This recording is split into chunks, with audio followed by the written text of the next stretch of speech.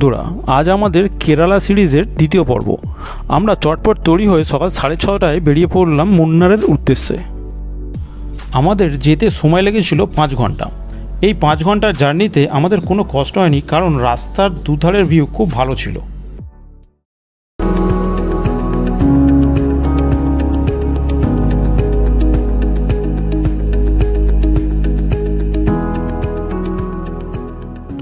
রাস্তায় এই রেস্টুরেন্টে একটু রিফ্রেশমেন্টের জন্য এসেছিলাম।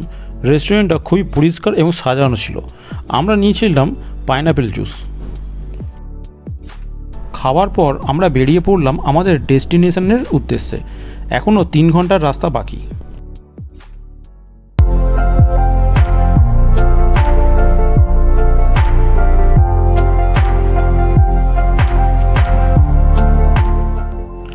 ফাইনালি আমরা পৌঁছালাম মুন্নারে।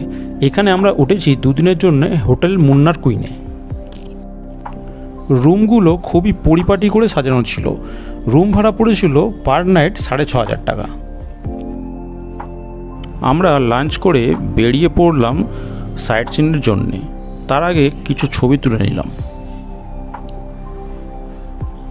এই চা বাগানের মাঝখান দিয়ে চলে যাওয়া পরিষ্কার রাস্তা ধরে যেতে দারুণ লাগছিল।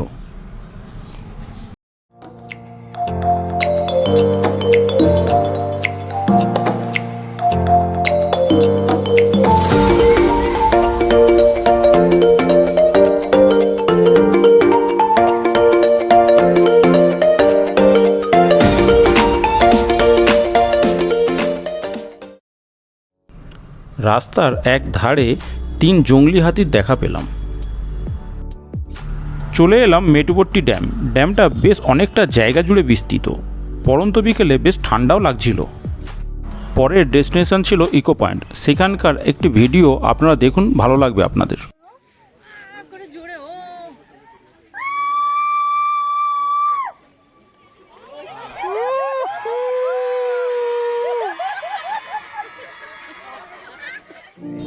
সন্ধ্যেবেলা হোটেলে ফিরে এলাম। এইভাবেই প্রথম দিনটা কাটলো মুন্নারের আমাদের। গুড মর্নিং বন্ধুরা, আজকে সকাল সকাল হোটেলের কিছু ছবি তুলে নিলাম সাইট সিন করতে যাওয়ার আগে।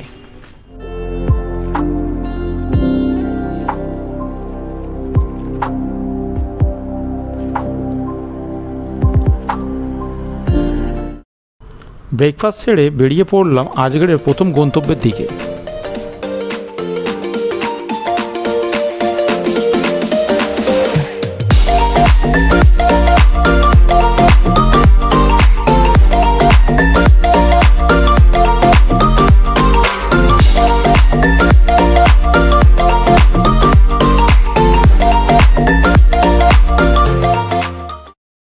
45 মিনিট পর পৌঁছলাম টি মিউজিয়াম।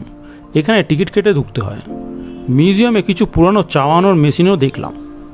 ইনি চায়ের গুণাগুণ বোঝাচ্ছেন। চা প্রসেসিংও দেখলাম।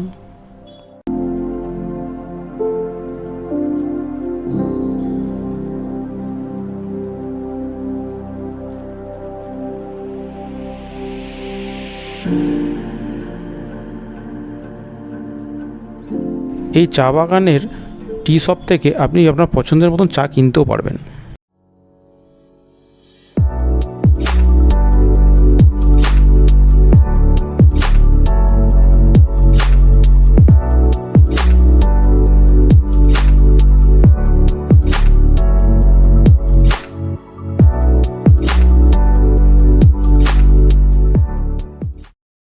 সারাদিন ঘুরে ক্লান্ত হয়ে চলে এলাম লাঞ্চ করতে।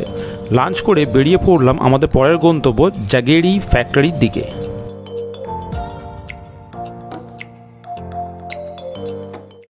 চলে এলাম জাগেরি ফ্যাক্টরি। এখানে টিকিট কেটে ঢুকতে হয়।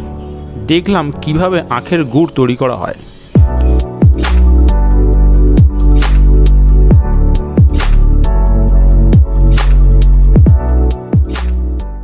আমাদের সময়ের অভাবে এরাভিকুলাম ন্যাশনাল পার্ক আমরা যেতে পারিনি।